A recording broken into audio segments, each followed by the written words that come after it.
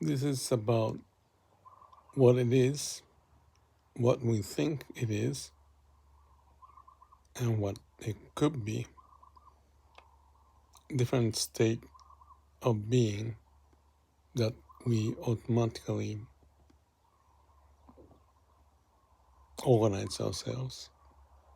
It is the nature's way, because as living being, there's a state of who we are. Because we're human, we think we are so and so, but there may be a gap between what really is and what we think it is. So we need to adjust that.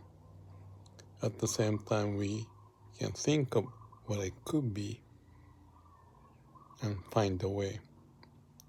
So it's a process of adjustment done by the way of nature. We can